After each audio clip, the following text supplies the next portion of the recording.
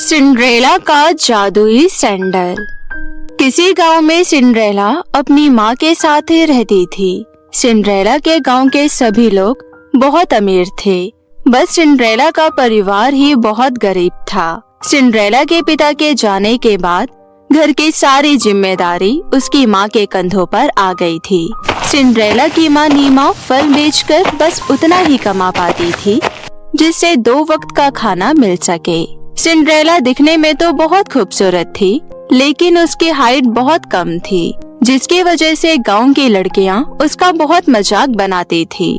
Cinderella हमेशा ये सोचकर बहुत दुखी होती थी कि एक तो उसका परिवार इतना गरीब और ऊपर से उसकी हाइट भी कम। गांव में जो लड़कियां उम्र में सिंड्रेला से कम थी, उनकी हाइट भी सिंड्रेला से ज्यादा थी। सिंड्रेला दिन रात अपनी हाइट बढ़ाने के लिए एक्सरसाइज करती थी, लेकिन उसके इतना एक्सरसाइज करने के बाद भी कोई फर्क नहीं पड़ा और उसकी हाइट 1 इंच भी नहीं बढ़ी। ऐसे ही दिन बीत रहे थे। एक दिन सिंड्रेला अपने गांव के एक बगीचे में जाती है और वहां देखती है कि कई सारे बच्चे पेड़ पर चढ़े हुए हैं और अमरूद तोड़ने की कोशिश कर रहे हैं।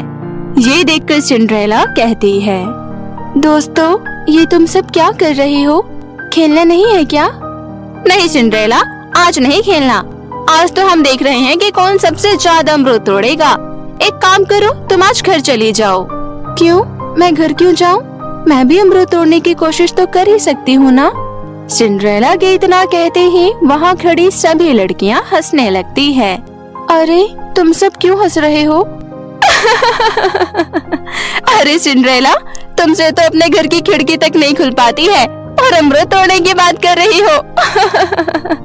जरा अपने हाइट तो देखो और खुद सोचो, तुम अमरूद कैसे तोड़ पाओगी? रूबी की बात सुनकर फिर से वहाँ खड़ी सभी लड़कियाँ हंसने लग जाती है। ये सब देखकर सिंड्रेला उदास होकर वहाँ से चली जाती है। घर जाकर भी सिंड्रेला अपनी हाइट के बारे में सोच कर बहुत दुखी होती है। उसी रात उसके घर पर उसकी मौसी अपनी बेटी नित्या के साथ आती है। नित्या की हाइट भी सिंड्रेला जितनी ही थी, लेकिन वो उस दिन लंबी लग रही थी। ये देखकर सिंड्रेला सोचती है, अरे, नित्या की हाइट भी तो मेरी जितनी ही है, फिर आज ही लंबी कैसे लग रही है? जरा इससे पूछ कर आती हूँ। इतना सोचकर सिंड्रेला नित्या के पास जाती है और बोलती है, अरे नित्या, तुम आज लंबी कैसी लग रही हो? अरे, तुम्हारी नजर मेरी हाई हील्स पर नहीं गई क्या? आज मैंने हाई हील्स पहन रखी है, इसलिए तुमसे लंबी लग रही हूँ। मैं जब भी कहीं बाहर जाती हूँ तो ऐसे ही हाई हील्स पहन लेती हूँ।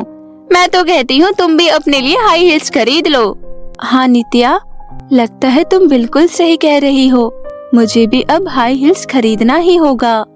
इस तरह सिंड्रेला को नित्या का सुझाव पसंद आता है और वो हाई हील्स खरीदने के बारे में सोचने लगती है। कुछ घंटों बाद नित्या अपनी माँ के साथ चली जाती है और उनके जाते ही सिंड्रेला अपनी माँ से कहती है, माँ, आपने नित्या की हाई हील वाली सैंडल देखी क्या? हाँ, देखी तो।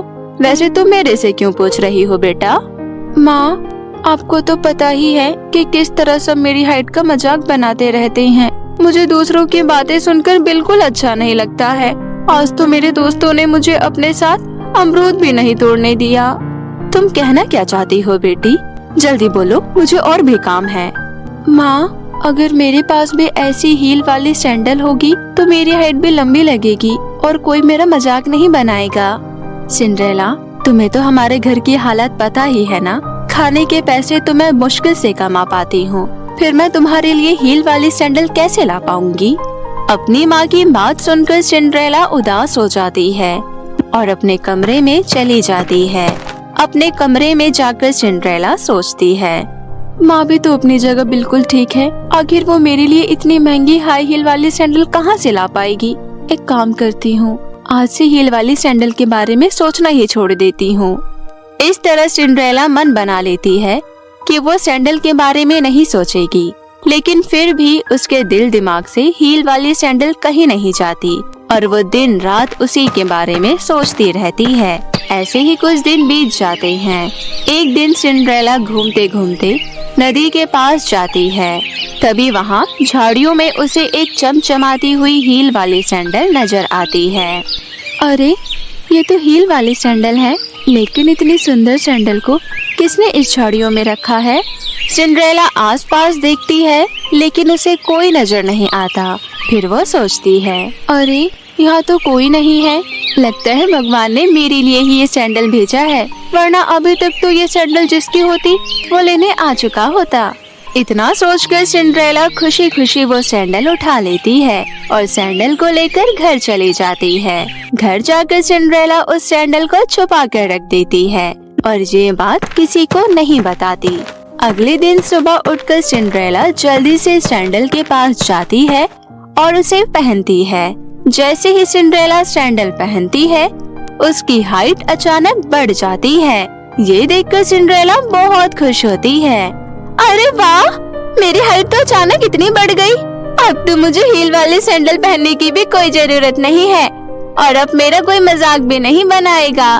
सिंड्रेला सैंडल को वहीं रख देती है और भागते हुए अपने दोस्तों के पास जाकर कहती है, ये देखो, मेरी हाइट तो अब तुमसे भी ज्यादा हो गई है, अब मैं भी पेड़ पर चढ़कर अमरूद तोड़ सकती हूँ। सिंड्रेला, अचानक ऐसा क्या हुआ जो तुम्हारी हाइट इतनी बढ़ गई? अरे तुम्हें तो पता ही है ना, मैं एक्सरसाइज करती हूँ, इसलिए मेरी हाइट बढ़ गई। अरे सिंड्रेला, एक्सरसाइज करने से ही कुछ नहीं होता है, बल्कि अच्छा पौष्टिक आहार भी लेना पड़ता है। लेकिन तुम तो बहुत गरीब हो, फिर तुम्हारी माँ इतना पौष्टिक आहार कैसे खरीद कर ला सकती है?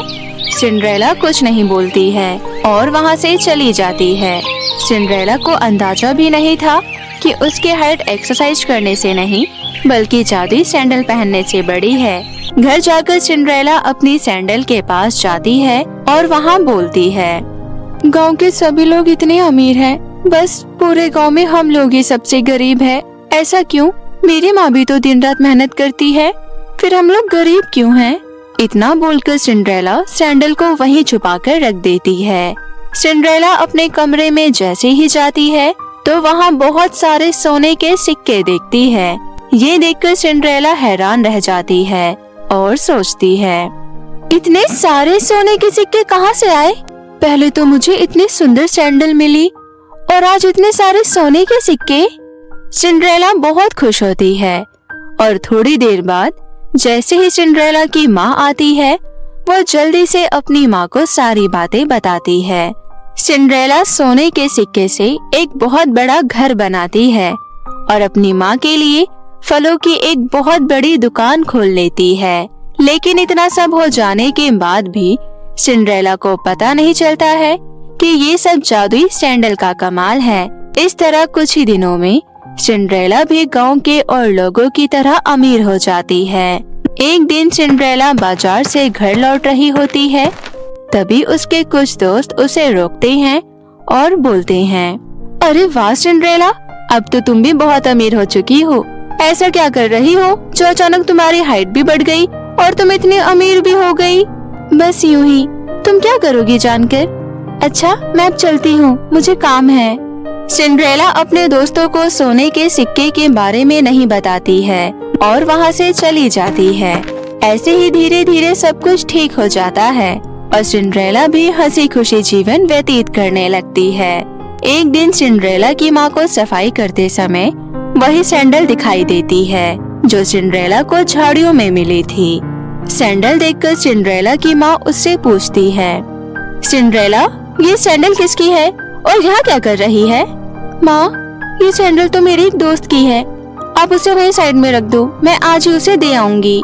नीमा वहाँ से चली जाती है और तभी सिंड्रेला अपने मन में सोचती है, अब तो मेरी हाइट भी बढ़ चुकी है, फिर भला मुझे इस सैंडल की क्या ही जरूरत है। एक काम करती हूँ, जहाँ से मुझे ये सैंडल मिली थी वहीं रखाती हूँ। सिंड्रेला सैंडल को लेकर नदी के पास वाली झाड़ियों में जाती है और उसे रख देती है। तभी सैंडल में से आवाज आती है, ये तुमने बिल्कुल ठीक नहीं किया सिंड्रेला, मैंने तुम्हारी सारी इच्छा पूरी की है और आज तुम्हारे पास सब कुछ है तो तुमने मुझे फेंक दिया। अरे तुम बोल भी सकती हो क्या? और क्या कहा तुमने कि ये सारी चीजें तुमने की है? लेकिन भला तुम कैसे कर सकती हो, क्योंकि तुम तो एक मामूली सैंडल हो। मैं जा रही हूँ, तुम मुझे झूठ क्यों बोल रही हो? मैं मामूली सैंडल नहीं बल्कि जादुई सैंडल हूँ जो हर अच्छे लोगों की मदद करती है। तुम बहुत स्वार्थी हो जो अपना काम निकलते ही चीजों को फेंक देती हो। मैं अभी अपनी शक्तियों से तुमसे तुम्हारी सारी चीजें छीन लूंगी। नहीं नहीं, मुझे माफ कर दो, ऐसा मत करना। तुम वाकई में जादुई सैंडल हो। बहुत मुश्किलों के बाद मैं और मेरी माँ अब अच्छा जीवन जी रहे हैं। तुम मुझे सजा दे दो, लेकिन मेरे से ये सारी चीजें मत लेना। ठीक है, मैं तुमसे कुछ वापस नहीं लूंगी, लेकिन तुम्हें मुझसे एक वादा करना होगा। आज से तुम्हें अपनी सारी चीजों की कदर करनी होगी। अगर तुमने ऐसा नहीं किया तो मैं तुमसे सब कुछ वापस ले लूंगी। हाँ ठीक है, मैं बिल्कुल ऐसा ही करूँगी। ठीक है, अब तुम जाओ। सिंड्रेला वहाँ से चली जाती है और उस दिन के बाद से सिंड्रेला हर चीज की कदर करने लगी थी और अपनी माँ के साथ एक हंसी खुशी जीवन व्यतीत करने लगी।